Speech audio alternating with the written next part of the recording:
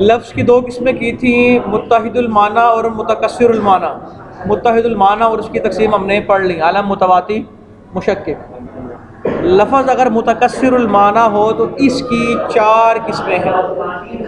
اس کی 4 مشترک، منقول، حقیقت، مجاز۔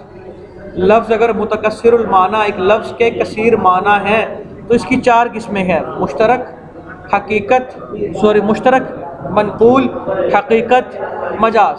ان چاروں کے درمیان وجہ حصر یہ ہے کہ لفظ کی وضع ابتداءً تمام معنوں کے لیے ہے یا نہیں۔ لفظ کو ابتداءً تمام معنوں کے لیے وضع کیا گیا ہے یا نہیں۔ بصورت اول اگر لفظ کو ابتداءً تمام معنوں کے لیے وضع کیا گیا تو اسے مشترک کہتے ہیں۔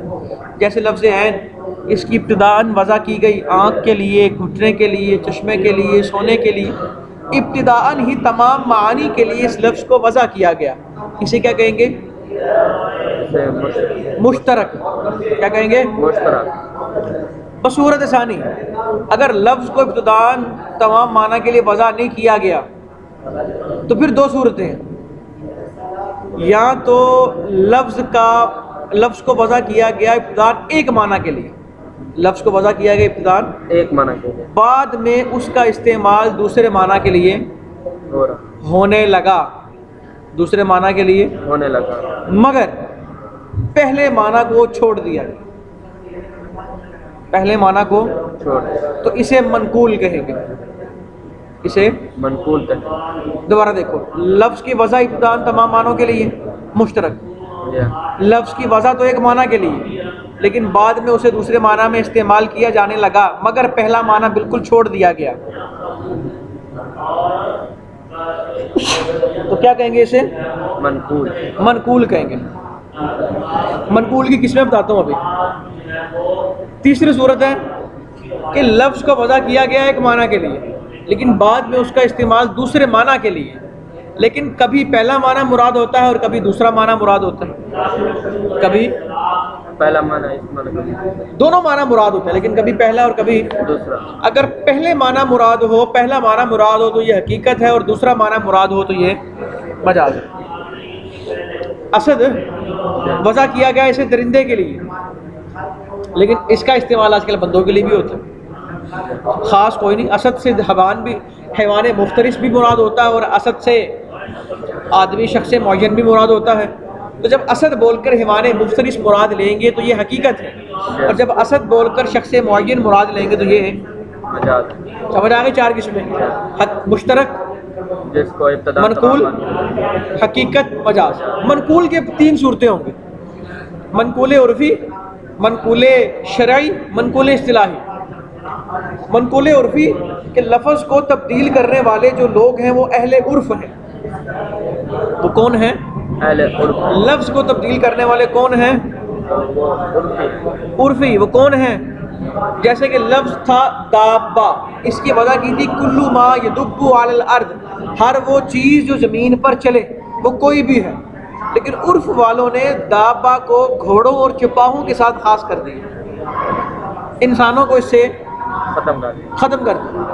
ابتداءً دابہ کا معنی کیا تھا؟ ہر وہ چیز جو زمین پر رینگے چلے، لیکن عرف والوں نے دابہ سے مراد کیا لیا؟ چپاہے، گھوڑے وغیرہ۔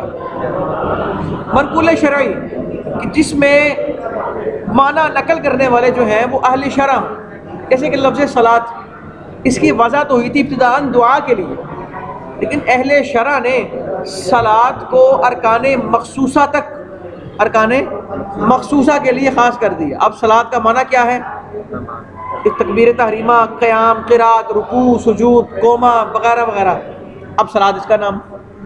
اب اس معنی کو نقل کرنے والے ایک معنی کو چھوڑ کر دوسرا معنی مراد لینے والے اہل شرع۔ منقول اصطلاحی، منقول اصطلاحی سے مراد ہے کہ لفظ کا معنی پرانا چھوڑ کر نیا معنی مراد لیا ہے کسی اصطلاح والوں نے۔ مثلا اسم کی وضع ہوئی تھی بلندی کے لیے لیکن نحویوں نے کہا کہ اسم وہ کلمہ ہے جو اپنے معنی میں مستقل ہے اور 3 زمانوں میں سے کسی کے ساتھ ملا ہوا نہیں۔ سمجھ آ گئی؟ تو خلاصہ یہ ہے، متکثر المعنی لفظ کی دوسری قسم ہے کہ لفظ کا معنی کثیر ہے، اور اس اعتبار سے لفظ کی 4 قسمیں بنتی ہیں: مشترک، منقول، حقیقت، مجاز، اور منقول کی 3 صورتیں ہیں۔ ترجمہ دیں۔ المتکثر المعنی لہ اقسام عدیدۃ، اس کی چند قسمیں ہیں۔ وجہ الحصر، وجہ حصر یہ ہے کہ ان اللفظ، کہ لفظ الذی وہ کثر معناہ جس کا معنی کثیر ہے، ان بدیع ذلک اللفظ لکل معنی ابتداء، اگر اس لفظ کو ہر معنی کے لیے ابتداءً وضع کیا گیا باوضاع متعددۃ، متعدد یعنی کہ چند وضعوں کے ساتھ، چند علیحدہ وضعوں کے ساتھ، یسمى مشترکا، تو اسے کیا کہیں گے؟ مشترک۔ کالعین، جیسے لفظ بدیع تارۃ، لفظ عین کو کبھی وضع کیا گیا للذهب، سونے کے لیے، وتارۃ للباہرۃ، اور کبھی کبھی اسے وضع کیا گیا ہے، کیا لکھا ہوا؟ باہرہ لکھا ہوا، کیا لکھا ہوا؟ باصرہ، آنکھ کے لیے۔ میں وہی کہوں باہرہ کیا چیز ہے۔ وتارۃ للباصرۃ، اور کبھی کبھی اس کو وضع کیا گیا ہے آنکھ کے لیے۔ وتارۃ للرکبہ، اور کبھی اس کو وضع کیا گیا ہے گھٹنے کے لیے۔ وإن لم يوضع لكل ابتداء، اور اگر لفظ کو ابتداءً تو ہر معنی کے لیے وضع نہیں کیا، بل بدیع اولا لمعنى، بلکہ اولاً ایک معنی کے لیے وضع کیا، ثم استعمل في معنى ثان، پھر اس کو دوسرے معنی میں استعمال کیے جانے لگا کسی مناسبت کے پائے جانے کی وجہ سے ان دونوں کے درمیان، تو ان اشتہر فی الثانی، اب اگر دوسرا معنی مشہور ہو گیا، وترک موضوعہ الاول، اور جو پہلا معنی وضع تھا اس کو چھوڑ دیا گیا، تو یسمى منقولا، اسے کیا کہیں گے؟ منقول۔ والمنقول بالنظر الى الناقل، اور ناقل کو دیکھتے ہوئے منقول ينقسم الى 3 اقسام، 3 قسموں میں منقسم ہوتا ہے۔ احدها، ان میں سے ایک، المنقول العرفی، منقول عرفی ہے، باعتبار کون الناقل عرفا عاما، اس اعتبار سے کہ اس کے ناقل عرف عام والے ہیں۔ وثانیہا، اور دوسرا منقول شرعی ہے، باعتبار کونہ ارباب الشرع، کیونکہ اس کے جو ناقل ہیں وہ ارباب شرع ہیں۔ وثالثھا، اور تیسرا منقول اصطلاحی ہے، باعتبار کونہ عرفا خاصا، کیونکہ اس کے ناقل عرف خاص والے ہیں اور ایک خاص گروہ ہے۔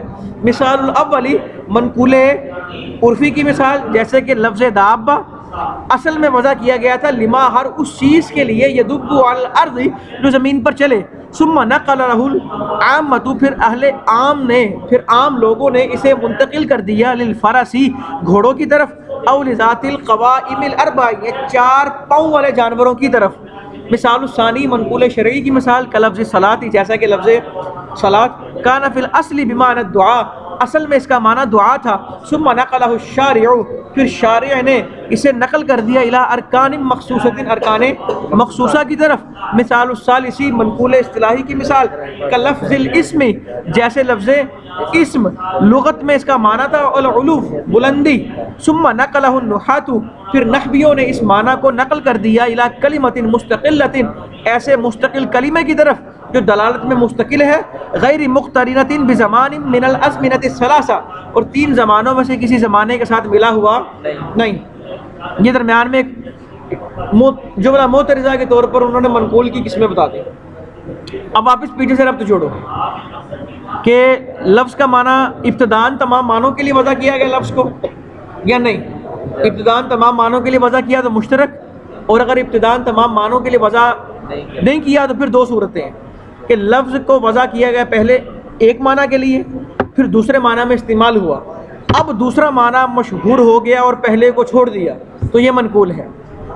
لیکن تیسری صورت ہے وَإِن لَّمْ يَشْتَهِرِ الثَّانِي، دوسرا معنی مشہور نہیں ہوا اور پہلے معنی کو چھوڑا بھی نہیں گیا، بل يُسْتَعْمَلُ فِي الْمَوْضِعِ الْأَوَّلِ مَرَّةً وَفِي الثَّانِي أُخْرَىٰ، کبھی پہلے معنی میں استعمال ہوتا ہے، کبھی دوسرے معنی میں استعمال ہوتا ہے، تو يُسَمَّى بِالنِّسْبَةِ إِلَى الْأَوَّلِ، جب پہلے معنی میں استعمال ہوگا تو اسے حقیقت کہیں گے، اور جب وَبِالنِّسْبَةِ إِلَى الثَّانِي دوسرے معنی میں استعمال ہوگا تو اسے مجاز کہیں گے۔ کل اسد، جیسا کہ لفظ اسد، بالنسبت الی الحیوان المفترس، جب اس کی نسبت کریں حیوان مفترس کی طرف تو یہ کیا ہے؟